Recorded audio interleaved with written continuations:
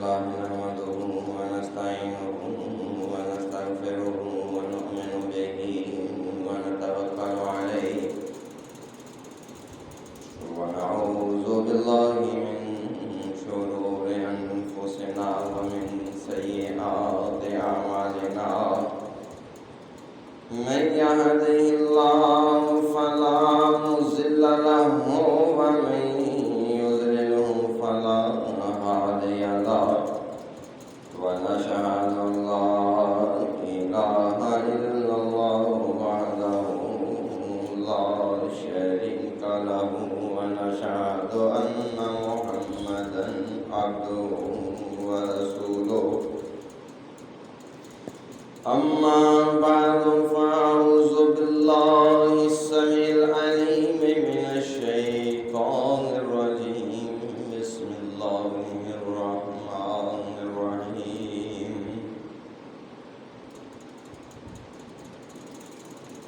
في السلم كافة ولا تتبعوا خطوات الشيطان إنه لكم عدو مبين فإن زللتم من بعد ما جاءتكم البينات فاعلموا أن الله عزيز حكيم هل ينظرون إلا أن يأتيهم الله في ظلل من الغمام والملائكة وقضي الأمر وإلى الله ترجع الأمور صدق الله مولانا العظيم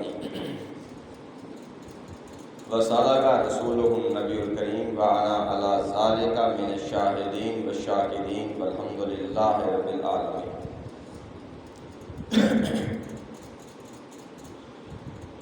دوسرا سپارہ اور سورۃ البقرہ کی 25ویں رکوع کی آیات. گزشتہ جمعے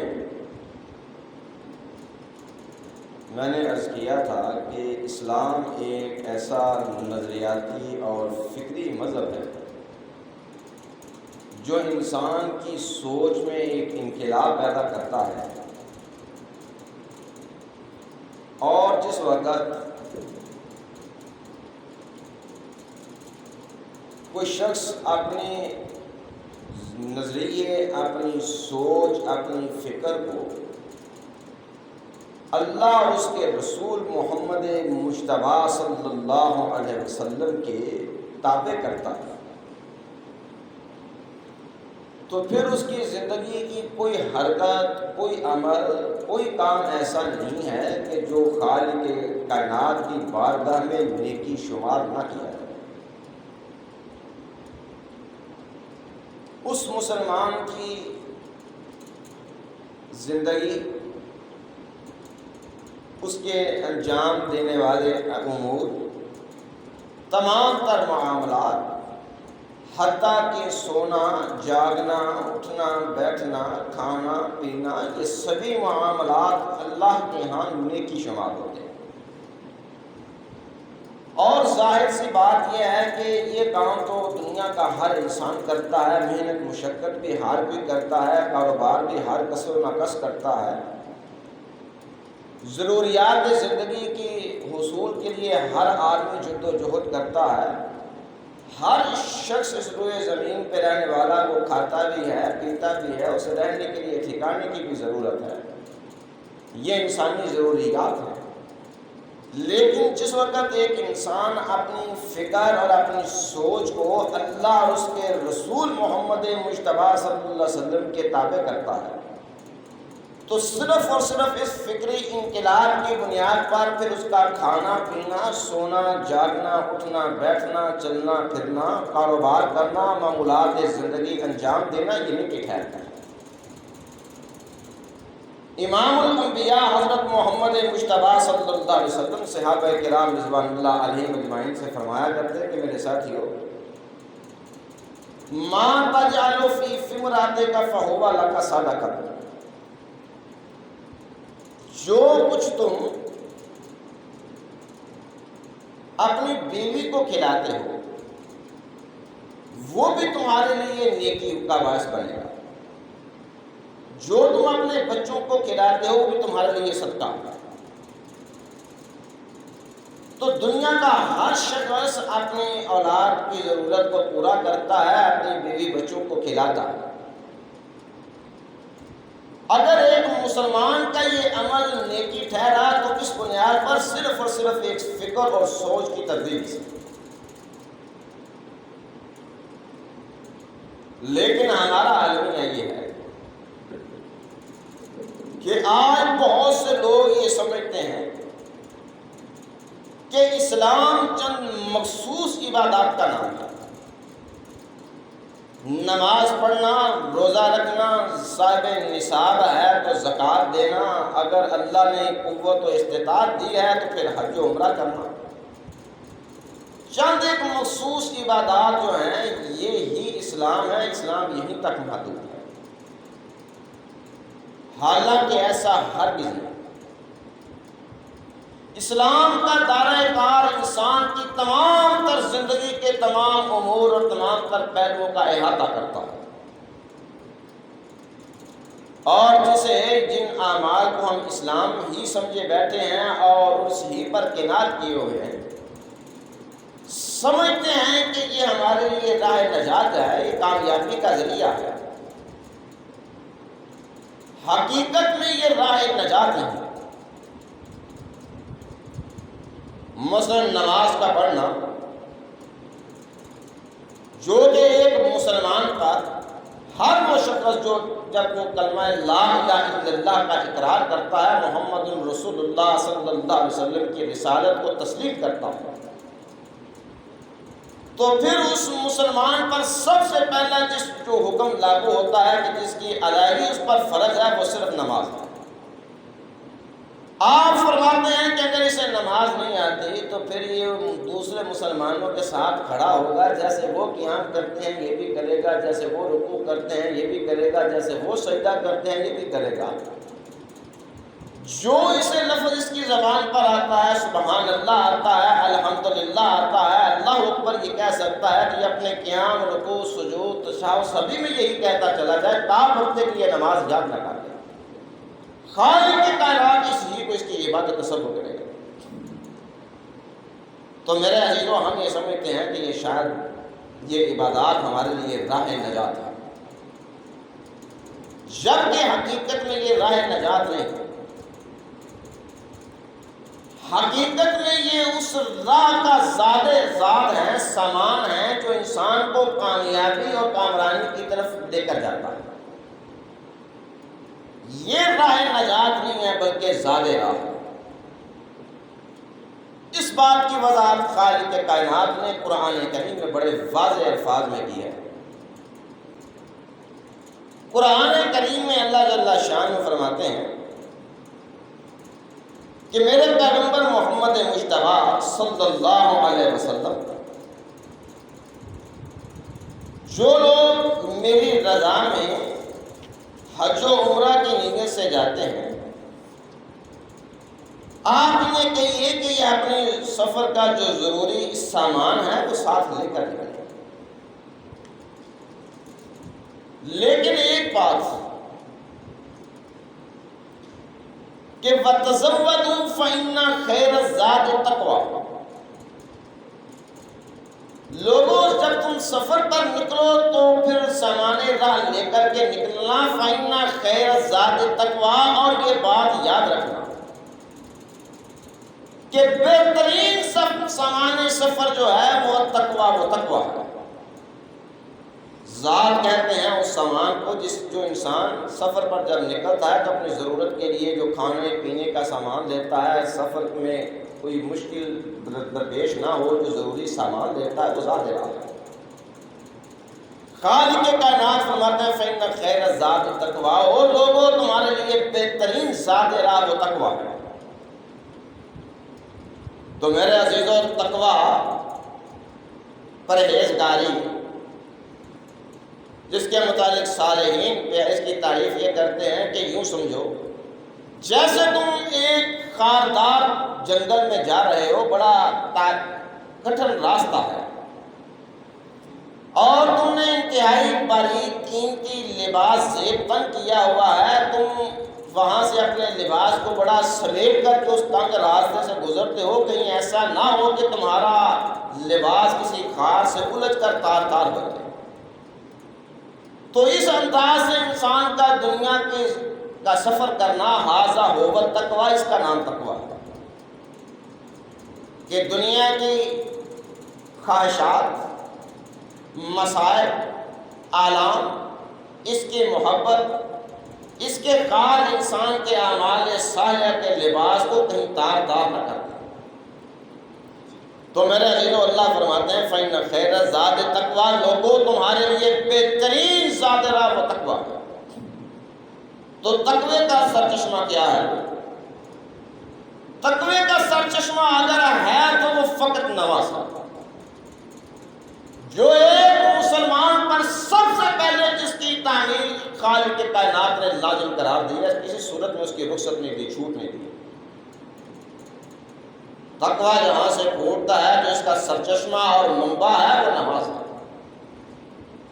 خالق کائنات قرآن کریم میں فرماتے ہیں ان الصلاۃ تنہی عن الفحشاء والمنکر۔ لوگوں اس بات میں کسی قسم کا کوئی شک و شبہ مت سمجھنا کہ یہ نماز بے حیائی، فحاشی، بریائی، ہر قسم کی بدی سے انسان کو روکتی ہے۔ یہ انسان کے اندر پرہیزگاری پیدا کرتی ہے، تقوی کی صلاحیت پیدا کرتی ہے۔ اگر آپ روزے کو دیکھیں تو اس کا مقصد بھی تقوی۔ تو میرے عزیزوں، میرے عرض کرنے کا مقصد یہ ہے کہ وہ عبادات جن کو صرف ہم انہیں کو اسلام سمجھ بیٹھتے ہیں اور سمجھتے ہیں کہ یہ راہ نجات ہے، حقیقت میں یہ عبادات راہ نجات نہیں بلکہ یہ اس راہ کا زاد ہے، سامان ہے جو انسان کو کامیابی اور کامرانی کی طرف لے کر جانے والا ہے۔ نماز اور روزہ وہ زاد راہ ہے، وہ راستہ جو انسان کو کامیابی اور کامرانی کی طرف لے جانے والا ہے، وہ کائنات میں فقط ایک راستہ ہے، صرف ایک راستہ۔ اللہ تبارک و تعالی نے اس کی وضاحت کی قرآن کریم میں کہ میرے پیغمبر محمد مصطفیٰ صلی اللہ علیہ وسلم، آپ دنیا میں یہ اعلان عام کرتے کہ او لوگوں، میری خوشنودی اور رضا چاہنے والوں، چونکہ ایک انسان کی کامیابی اور کامرانی اس ہی میں مضمر ہے کہ وہ اللہ کی خوشنودی اور رضا حاصل کر لے۔ تو اللہ تبارک و تعالیٰ فرماتے ہیں میرے پیغمبر آپ ان سے کہیے کہ قُلْ إِن كُنتُمْ تُحِبُّونَ اللَّهَ فَاتَّبِعُونِي يُحْبِبْكُمُ اللَّهُ۔ قُلْ إِن كُنتُمْ تُحِبُّونَ اللَّهَ فَاتَّبِعُونِي، اے میرے پیغمبر محمد مصطفیٰ صلی اللہ علیہ وسلم، آپ دنیا میں یہ اعلان کر دیں کہ ان کنتم تحبون اللہ، لوگو اگر تم اپنے اللہ سے محبت کرنا چاہتے ہو، اگر تم اس کی رضا پانا چاہتے ہو، تو فاتبعونی، او لوگو اس کا راستہ فقط ایک ہے کہ فاتبعونی، تم میرے نشان راہ پہ چلنا، میری اتباع کرنا، محمد مصطفیٰ صلی اللہ علیہ وسلم کے طریقے کو اپنانا، تو یحببکم اللہ، تم اپنی منزل کو پا لو گے لوگوں، پھر تمہارا خالق کائنات تمہیں اپنا محبوب رکھے گا، وہ تم سے محبت کرے گا، یہ تمہاری منزل ہے، وہ تم پا لو گے۔ تو میرے عزیزوں، وہ کامیابی اور کامرانی کا راستہ میں عرض کر رہا تھا، وہ کیا ہے؟ اتباع مصطفیٰ صلی اللہ علیہ وسلم۔ دنیا میں یہی ایک خالق کائنات تک پہنچنے کا راستہ ہے، اس کے ماں سوا جتنے طرق ہیں یہ سب تک گمراہی اور ضلالت ہے۔ اور اس راستے کا جو زادِ راہ ہے وہ نماز ہے، وہ روزہ ہے، جو خالق کائنات نے فرمایا فَإِنَّ خَيْرَ الزَّادِ التَّقْوَىٰ، لوگوں تمہارے لیے بہترین زادِ راہ وہ تقویٰ ہے۔ میرے عزیزوں، میں عرض کر رہا تھا کہ یہ عبادات بہت عظیم ترین عبادات، حقیقت میں یہ انسان کے لیے سامان سفر ہے اور راستہ اتباع مصطفیٰ کا ہے۔ یوں سمجھیے کہ یہ انسان کو روحانی غذا ہے، جس سے انسان تازہ دم ہوتا ہے، اس میں اتنی توانائی اور اتنی صلاحیت پیدا ہوتی ہے کہ وہ اس راستے پر گامزن رہتا ہے۔ جس طرح اگر آدمی کے پاس کھانے پینے کا سامان ختم ہو جائے، وہ بالکل ویران، بنجر اور غیر آباد علاقے میں ہو، جہاں دور دور تک کوئی ذی نفس نظر نہ آئے، تو پھر اس کا منزل تک پہنچنا وہ انتہائی دشوار، محال اور ناممکن نظر آتا ہے۔ اسی طرح اگر کوئی شخص نماز کو ترک کر کے تو کہے میں اتباع مصطفیٰ صلی اللہ علیہ وسلم پہ چل کے تو کامیابی پاؤں گا، تو لا محالہ یہ ممکن ہے، ممکن ہے۔ تو خیر میں عرض کر رہا تھا کہ میرے عزیزو، یہ ایک ہماری بہت بڑی غلط فہمی ہے۔ جن عبادات پر ہم تکیہ کیے ہوئے ہیں، حقیقت میں یہ عبادات ہمارے لیے اس راستے کا سفر سامان ہے جو راستہ ہمیں کامیابی اور کامرانی کی طرف لے جانے والا ہے۔ اور جب ہم اطاعت مصطفیٰ کی راہ پر چلیں گے تو پھر آپ کی زندگی کا کوئی عمل ایسا نہیں رہے گا جو نیکی نہ ٹھہرے۔ اس حد تک کہ آپ اندازہ کیجئے کہ امام الانبیاء حضرت محمد مجتبیٰ صلی اللہ علیہ وسلم ایک دن صحابہ کرام رضوان اللہ علیہ مجمعین سے فرمانے لگے کہ میرے ساتھیو، جس وقت تم میں سے کوئی شخص اپنی بیوی سے تعلق قائم کرتا تو یہ بھی اس کے لیے باعث نیکی ٹھہرے۔ صحابہ کرام رضوان اللہ علیہ مجمعین نے ارشاد فرمایا کہ یا رسول اللہ صلی اللہ علیہ وسلم، یہ نیکی کس طرح ہے؟ انسانی احساسات ہیں، خواہشات ہیں، انسان کی تکلیف کرتا ہے۔ آپ فرمانے لگے کہ میرے ساتھی اگر اپنے ہی احساسات کی وہ تسکین کسی غیر شرعی طریقے سے کرے تو کیا جرم اور گناہ ہے؟ صحابہ کہنے لگے کیوں نہیں یا رسول اللہ صلی اللہ علیہ وسلم؟ تو آپ فرمانے لگے میرے ساتھی اگر وہ جائز اور شرعی راستہ اختیار کرے گا تو پھر اس میں نیکی نہیں ہے۔ اس سے آپ اندازہ کیجیے کیا کوئی امر ایسا ہے جو انسان کی زندگی میں ایک مسلمان کے لیے وہ نیکی نہ ٹھہرے؟ ہر عمل نیکی، لیکن شرط یہ ہے کہ آپ اتباع مصطفیٰ کا راستہ اختیار کریں۔ اور جس وقت انسان کے اندر فکری انقلاب پیدا ہوتا ہے، اس کی فکر چینج ہوتی ہے، تو اس کے بعد اس راستے پر چلنے کے لیے جو انسان کو کامیابی کی طرف لے کر کے جائے گا، اس راستے پر چلنے کے لیے جو سب سے پہلی سیڑھی ہے، سب سے پہلی جو منزل ہے، یا یوں کہہ لیجیے جو سب سے پہلا سبق ہے، وہ امام الانبیاء حضرت محمد مجتبیٰ صلی اللہ علیہ وسلم نے ارشاد فرمایا۔ آپ صحابہ کرام سے فرمانے لگے میرے ساتھیو، لا تصاحب الا مؤمنا ولا یاکل طعامک الا تقی۔ میرے ساتھیو، تم اگر کسی کی مجلس ہم نشینی اختیار کرو تو کسی مومن کی اختیار کرو۔ ہم یہ باتیں سنتے بھی ہیں، کرتے بھی ہیں، لیکن امام الانبیاء حضرت محمد مجتبیٰ صلی اللہ علیہ وسلم کی زبان مبارک سے جاری ہونے والے یہ الفاظ کس قدر پر حکمت ہے، شاید اس کا ہمیں اندازہ نہیں۔ اگر آپ ایک بچے کو جو بھی الف با با تا سا سے بھی ناواقف ہے، اس کے ہاتھ میں آپ اگر میٹرک یا پرائمری کی کتاب کو پکڑا دیں تو کیا خیال ہے وہ پڑھے گا؟ کیا اس کے اندر کوئی قابلیت اور صلاحیت پیدا ہوگی؟ ناممکن بات۔ اسی طرح جس وقت انسان کی سوچ اور فکر میں تبدیلی آتی ہے، وہ اس کا نظریہ توحید اس کے اندر راسخ ہوتا ہے اور وہ اپنی سوچ و فکر کو اطاعت مصطفیٰ کے تابع کرتا ہے، تو یہاں سے اس کی عملی زندگی کا سفر شروع ہوتا ہے۔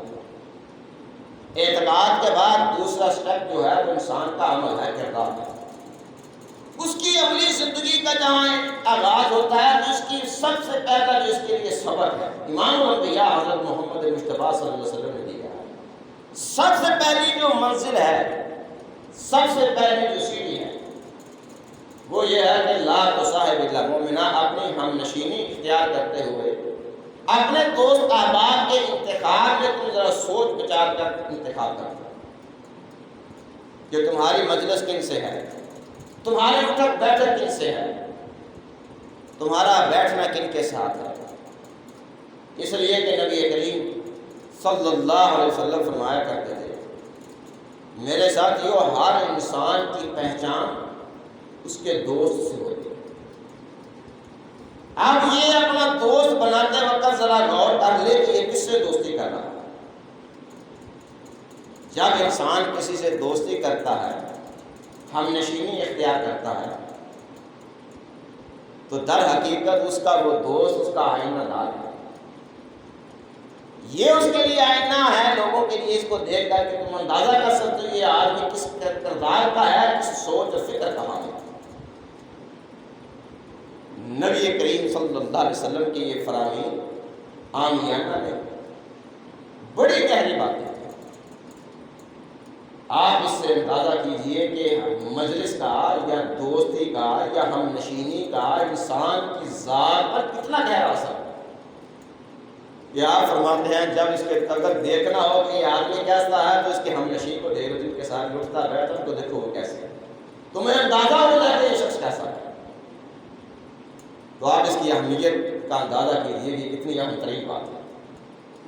یہ انسان کی عملی زندگی میں ایک سب سے پہلا قدم یہ ہے کہ لا تصاحب الا مؤمنا، اگر تم اللہ اور اس کے رسول محمد مجتبیٰ صلی اللہ علیہ وسلم کی نشان راہ پہ چلنا چاہتے ہو تو اپنے اندر وہ صلاحیت پیدا کرنے کے لیے، اس راہ پہ چلنے کے لیے ضروری ہے کہ تم اپنی مجلس صحیح لوگوں، نیک اور صالح لوگوں کی مجلس اختیار کرو، متقی اور پرہیزگار لوگوں کو اپنا ہم مجلس بناؤ۔ یہ تمہارے لیے اسی طرح ضروری ہے، کامیابی اور کامرانی کی منازل طے کرنے میں اسی قدر ضروری ہے جیسے کہ اگر کسی بچے کو آپ تعلیم دلوانا چاہیں تو سب سے پہلے علی باؤ سے پڑھاتے ہو، اس کے لیے ضروری ہے۔ اسی طرح یہ بنیاد ہے۔ اور دوسری بات، قرآن کریم میں بھی اللہ جل شانہ نے اس بات کی اہمیت کو اجاگر کیا ہے۔ مثلا حضرت موسیٰ علیہ السلام، سورہ کہف میں اللہ نے بڑی تفصیل سے یہ واقعہ نقل کیا ہے، بیان کیا ہے، حضرت موسیٰ کا اور حضرت خضر کا، کہ حضرت موسیٰ علیہ السلام سے کسی نے سوال کیا، روایات میں آتا ہے کسی نے سوال کیا کیا آپ سے پڑھ کر بھی کوئی عالم ہے اس دنیا میں، علم رکھنے والا ہے، اسرار باری تعالیٰ کو جاننے والا ہے؟ حضرت موسیٰ علیہ السلام نے بزوں میں خود سمجھا کہ میں بذات خود ڈائریکٹ اپنے خالق کے کائنات سے کوئی طور پر ہم کلام ہوتا ہوں، مجھ سے زیادہ علم رکھنے والا اسرار باری تعالیٰ سے آشنا کون ہوگا؟ فرمانے لگے کہ میں خالق کی کائنات کو یہ بات پسند نہیں ہے۔ اللہ نے فرمایا موسیٰ نہیں، تو کوئی شبہ نہیں کہ تم کوئی طور پر مجھ سے ہم کلام ہوتے ہیں، لیکن ابھی بہت سے میری قدرت کے اسرار ایسے ہیں جو تم پر آشکارا نہیں ہوتے، بہت سے ابھی ایسے راز ہیں جن پر ابھی تم واقف نہیں ہوئے، جاؤ میری قدرت کی کرشمہ سازیاں دیکھو۔ دریا کے کنارے سفر کرنا، جہاں تم دیکھو یہ مچھلی ایک ساتھ لے جانا پکا کر، جہاں تم دیکھو وہ مچھلی زندہ ہو کر تو وہ دریا میں چلی گئی، وہاں ایٹومیٹک ایک راستہ بنے گا، اس راستے میں تم داخل ہو جانا، آگے تمہیں ایک آدمی ملے گا، اس کی مصاحبت اختیار کرنا۔ بڑا مشہور و معروف واقعہ اور آپ نے اکثر و بیشتر سنا ہے۔ میرے عزیزو، اگر خالق کے کائنات چاہتے، اللہ تو محتاج ہے، کسی چیز کا محتاج ہے، اگر اللہ تبارک و تعالیٰ چاہتا تو پھر حضرت موسیٰ علیہ السلام کو اپنی قدرت کے کئی رازوں سے پردہ اٹھاتا اور آشکار کرتا ہوں کہ موسیٰ نہیں، ابھی تم کچھ نہیں جانتے، ہم نے بہت سے پہلو چھپا کر کے رکھے ہیں۔ اللہ محتاج نہیں تھا، خالق کی کائنات نے کہا کہ جو موسیٰ وہاں تمہیں ایک آدمی ملے گا، اس کی مصاحبت اختیار کرنا، اس کی مصاحبت اختیار کرنا۔ آج کہتے ہیں کہ کتابیں پڑھیں، کتابوں سے آپ کو علم ملے گا، کوئی شبہ نہیں، کتاب سے آپ کو علم ملے گا، لیکن جو اسرار اور جو راز کسی نیک اور صالح کی ہم نشینی سے آشکار ہوں گے وہ کتابوں میں نہیں ملا کرتے۔ اگر ایسا ہوتا تو پھر کوہ طور پر ہم کلام ہونے والا موسیٰ خالق کے کائنات سے حکم نہ دیتا کہ جاؤ وہاں ایک میرا بندہ ہے اس کی ہم نشینی جا کے اختیار کرو۔ اللہ ویسے ہی اپنی قدرت کے راز آشکار کر دیتا۔ اللہ یہ نہ کہتا کہ جاؤ ہم نشینی اختیار کرو۔ وہ جو راز موسیٰ پر آشکارا ہوئے تھے اللہ کی حکمت و حکمت کے، وہ کس طرح ہوئے تھے؟ وہ خضر کی ہم نشینی میں ہوئے تھے۔ تو میرے عزیزو، امام الانبیاء صلی اللہ علیہ وسلم اس بات کی میں عرض کروں کہ یہ ایک بنیاد اور اساس ہے۔ اگر آپ کامیابی کی منزل پانا چاہتے ہیں تو یہ اس کی بنیاد ہے۔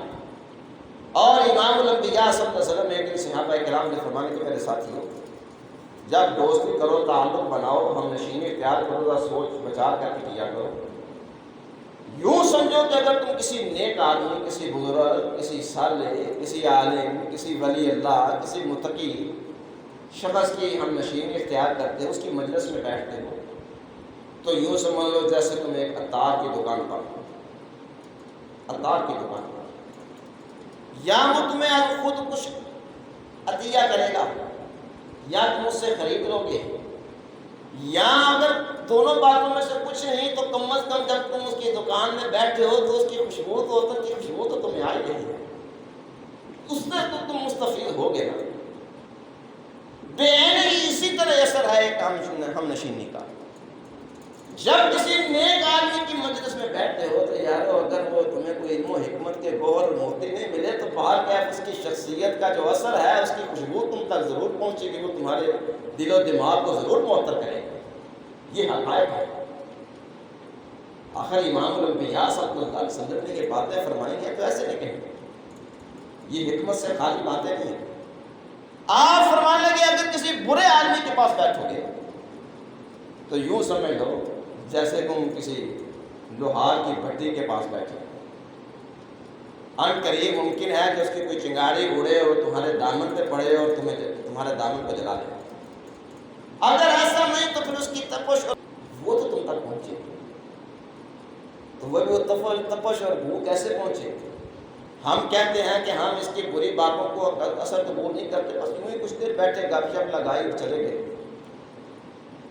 آپ اس کی بری باتوں کو قبول تو نہیں کرتے، لیکن جب آپ اس کے پاس بیٹھتے ہیں تو اس آدمی کی گناہوں کی جو بو ہے، جو تپش ہے، وہ آپ تک کے دل و دماغ پر اثر ضرور کرے گی، وہ ضرور پہنچے گی۔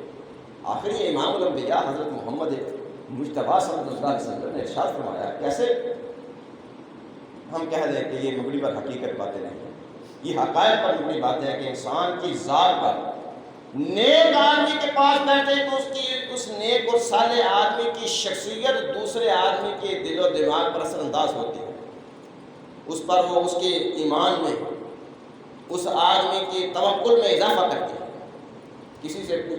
کسی عالم سے پوچھا کہ حضرت اب کبھی انسان حالات میں گر جاتا ہے، انتہائی پریشان حال ہوتا ہے، تو مایوسی کی کیفیت پیدا ہونا شروع ہوتی ہے کہ اتنی اللہ سے دعائیں بھی کی ہیں، ہم ڈٹے ہیں کہ اللہ ہمارا حامی و ناصر ہے، مشکلات و مصائب ہیں کہ چھٹ نہیں رہے۔ کسی وقت ایسا ہوتا ہے کہ انسان اپنے آپ کو ذرا متزلزل محسوس کرتا ہے، اس کا حل کیا ہے؟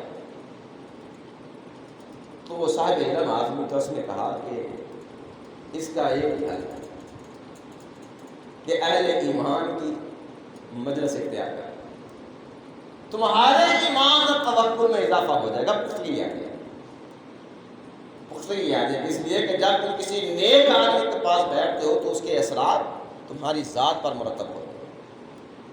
تو خیر عام بر سے مطلب میرے عزیزوں میں عرض کر رہا تھا کہ جس وقت انسان کے اندر فکری انقلاب پیدا ہوتا ہے تو پھر اس سے آگے اطاعت مصطفیٰ پر جب انسان گامزن ہوتا ہے تو اس سے یہاں پر پھر عملی زندگی یعنی اعمال کا آغاز ہوتا ہے، انسان اللہ رسول کی اطاعت کا راستہ اختیار کرتا ہے۔ اس میں سب سے پہلا جو سبق ہے، سب سے پہلا سبق وہ یہ ہے کہ جب تم اس راہ پر چلنا چاہتے ہو تو پھر اپنی مجلس کا انتخاب کرنا، نیک لوگوں کی مجلس میں بیٹھنا، یہ انتہائی ضروری ہے۔ اور پھر دوسری بات جو کہ اہل حدیثوں میں جس کی اشد ضرورت بھی ہے اور بڑا فقدان بھی ہے، وہ ہے ادب۔ جب تم ہم نشینی کسی کی اختیار کرو تو وہاں پہ ادب کا کو ملحوظ خاطر بھی رکھنا۔ اگر ادب و احترام نہیں کرو گے، نیک اور صالح آدمی کا، شخص کا ادب و احترام نہیں کرو گے تو پھر کیا فیض ملے گا؟ یقین جانو اگر موسیٰ کلیم اللہ علیہ السلام بھی ہوگا تو وہ بھی بے فیض رہے گا۔ امام بڑی معروف روایت ہے، امام الانبیاء حضرت محمد مجتبیٰ صلی اللہ علیہ وسلم نے فرمایا کہ اگر موسیٰ علیہ السلام صبر کر لیتے تو شاید ابھی اللہ تبارک و تعالیٰ کی قدرت کچھ اور راہوں سے پردہ اٹھ جاتا ہے۔ جس وقت وہ چلے تھے خضر علیہ السلام کے ساتھ تو حضرت خضر نے کیا کہا تھا؟ اللہ تبارک و تعالیٰ قرآن کریم ارشاد فرماتے ہیں کہ جب یہ ان سے ملے، گفتگو ہوئی تو انہوں نے ایک بات کہی کہ اِنَّكَ لَن تَسْتَطِيعَ مَعِيَ صَبْرًا۔ موسیٰ بات یہ ہے کہ تم میرے پاس آئے ہو کچھ حاصل کرنے کے لیے، لیکن تم سے صبر نہیں ہوگا۔ صبر جب نہیں ہو سکے گا تو مجھ سے کچھ پا نہیں سکو گے۔ اللہ فرماتے ہیں کہ موسیٰ علیہ السلام نے آگے سے جواب دیا کہ قال ستجدنی ان شاء اللہ صابرا ولا اعصی لک امرا۔ قال ستجدنی ان شاء اللہ، تو اس نے یہ کہا کہ ستجدنی اے خضر یقیناً تو مجھے صبر کرنے والوں میں پائے گا۔ تم کہتے ہو کہ صبر نہیں ہوگا، اجلت سے کام لوگے، جیسے آج ہم سے صبر نہیں ہوتا۔ مولوی کوئی بات کہہ دے تو اس سے زیادہ تیز مقتدی ہوتے ہیں، یہ ان کی زبانیں زیادہ تیز ہوتی ہیں۔ یوں محسوس ہوتا ہے جیسے یہ بیچارہ ابھی متعلم ہے، ابھی یہ پڑھ رہا ہے اور یہ جناب مفتی اعظم ہے، ان سے بھی صبر نہیں ہوتا۔ بات کوئی کہہ دے تو صبر ان سے بھی نہیں ہوتا۔ کہا موسیٰ صبر نہیں کر سکتا، حضرت موسیٰ کہنے لگے نہیں میں صبر کروں گا، صبر کروں گا، عزت کا مظاہرہ نہیں کروں گا، یقیناً آپ مجھے صبر کرنے والا پائیں گے، ولا اعصی لک امرا، اور میں آپ کی کسی بات کی حکم عدولی نہیں کروں گا، نافرمانی نہیں کروں گا۔ اللہ فرماتے ہیں اس پر پھر خضر علیہ السلام نے کہا اچھا پھر ایک بات یاد رکھنا کہ فَإِنِ اتَّبَعْتَنِي فَلَا تَسْأَلْنِي عَنْ شَيْءٍ حَتَّىٰ أُحْدِثَ لَكَ مِنْهُ ذِكْرًا۔ اے موسیٰ فَإِنِ اتَّبَعْتَنِي، اگر تم میری بات مانو گے تو فَلَا تَسْأَلْنِي عَنْ شَيْءٍ حَتَّىٰ أُحْدِثَ لَكَ مِنْهُ ذِكْرًا، تو موسیٰ جب تک میں تمہیں خود کسی بات کے بارے میں آگاہ نہ کر دوں، فَلَا تَسْأَلْنِي، تم مجھ سے کسی قسم کا سوال مت کرنا۔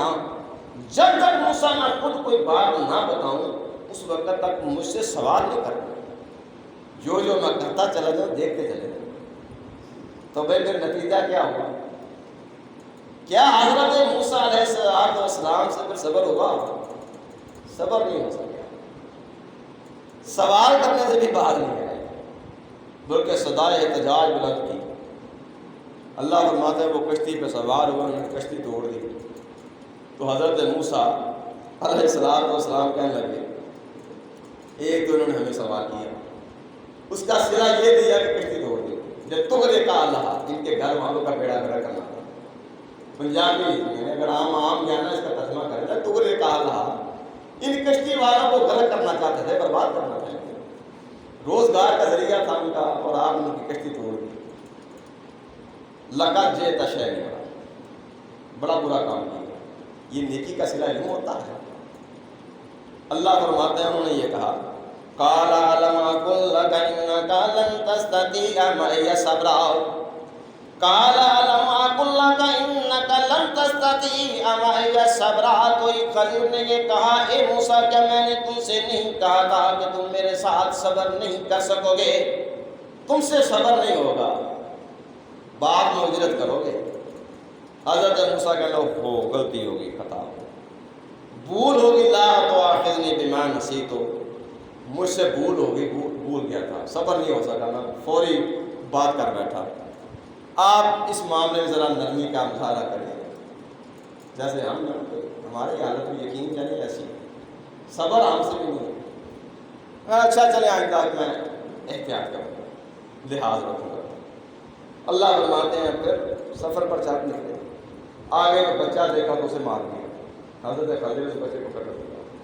اب یہاں حضرت موسیٰ کلیم اللہ تھے، صاحب رسالت تھے، پھر بول پڑے قَالَ قَتَلْتَ نَفْسًا زَكِيَّةً بِغَيْرِ نَفْسٍ لَقَدْ جِئْتَ شَيْئًا نُكْرًا۔ قَالَ قَتَلْتَ نَفْسًا زَكِيَّةً، یہ ناحق ایک معصوم جان کا خضر تو نے قتل کر دیا ہے، لَقَدْ جِئْتَ شَيْئًا نُكْرًا، یہ تو نے بہت ہی بڑا، بہت ہی برا کام کیا ہے، بڑا برا کام کیا ہے خضر یہ تو نے۔ قَالَ أَلَمْ أَقُل لَّكَ لَن تَسْتَطِيعَ مَعِيَ صَبْرًا، پھر خضر نے کہا میں نے تم سے نہیں کہا تھا صبر نہیں ہوگا۔ قَالَ إِن سَأَلْتُكَ عَن شَيْءٍ بَعْدَهَا فَلَا تُصَاحِبْنِي قَدْ بَلَغْتَ مِن لَّدُنِّي عُذْرًا۔ اللہ فرماتے ہیں موسیٰ نے کہا کہ ایک موقع اور دے، اگر اب میں نے کوئی بات کہی تو پھر آپ مجھے اپنے ساتھ نہ رکھیے، راستے جدا جدا۔ تو میرے عزیز جب تیسرا موقع آیا تو پھر صبر نہیں ہو سکا، تو پھر کیا ہوا؟ پھر کیا مصاحبت رہی؟ کیا پھر اسرار باری تعالیٰ سے پردہ اٹھا؟ جو حاصل کرنے گئے تھے کہ وہ مکمل طور پر حاصل کر سکے حضرت موسیٰ علیہ السلام؟ نہیں۔ امام الانبیاء فرماتے ہیں کہ اگر موسیٰ علیہ السلام خاموشی اختیار کرتے، صبر کرتے، تو پھر بہت سے اللہ کی قدرت کے راز اور آشکار ہو جاتے۔ لیکن اس نے کہا کہ موسیٰ ساری زندگی یہ بوجھ اٹھائے نہ پھرتے رہنا، یہ کیا تھا؟ ھذا فراق بینی و بینک، یہاں اب ہماری راہیں جدا جدا ہیں، لیکن ذرا ان باتوں کی حقیقت جانتے جانا، وہ جو میں نے یہ کام کیے ہیں تو کیوں کیے ہیں، اس کے پس پردہ حکمت کیا تھی۔ تو خیر میرے عزیزو، یہ بڑا طویل واقعہ آپ نے اکثر و بیشتر سنا ہے، میرے صرف اور صرف محل اصطلاح یہ ہے کہ موسیٰ علیہ السلام تو براہ راست اللہ سے کلام کرتے تھے، براہ راست کلام کرتے تھے، لیکن کچھ اللہ کی قدرت کے راز ایسے تھے جو مصاحبت خضر کی مصاحبت سے آشکار ہوئے تھے۔ کتابیں پڑھو، علم ملے گا، لیکن جو راز منکشف ہوں گے کسی نیک، کسی بزرگ، کسی عالم کی مجلس میں بیٹھنے سے، وہ کتابوں میں نہیں ملا کرتے۔ اس لیے میرے عزیزوں میں عرض کر رہا تھا کہ آپ سب سے پہلے یہ بات، اور دوسری پھر اس میں اپنے ادب احترام کو ملحوظ خاطر رکھیں گے تو فیض پائیں گے، اگر آپ احترام نہیں کریں گے تو پھر وہ بے فیض ہے، بے فیض۔ امام الانبیاء صلی اللہ علیہ وسلم نے یہ باتیں ارشاد فرمائی، ہم سنتے ہیں لیکن غور کم کرتے ہیں۔ بڑی معروف روایت ہے، آپ فرمایا کرتے تھے صحابہ سے، میرے ساتھ یہ بات یاد رکھنا، من لم یکرم کبیرنا ولم یرحم صغیرنا فلیس منا، جو ہم میں سے بڑا ہے، جو اس کی عزت نہیں کرے گا، احترام نہیں کرے گا، اور اپنے سے چھوٹے پر رحم نہیں کرے گا، فلیس منا، وہ ہمارے ساتھ نسبت نہیں رکھتا۔ بھئی یہ الفاظ میں نے بیان کیا، آپ نے سنے، کئی دفعہ سنے پڑے ہوں، لیکن ذرا ان پر گہرائی سے غور و فکر کیجیے۔ کبیرہ، بڑا، دو قسم کے افراد، دو مفہوم ہو سکتے ہیں، کہ جو عمر میں بڑا ہے، جو اپنے سے عمر میں بڑے آدمی کی عزت نہیں کرتا، آپ نے فرمایا فلیس منا، وہ ہمارے ساتھ نسبت نہیں رکھتا۔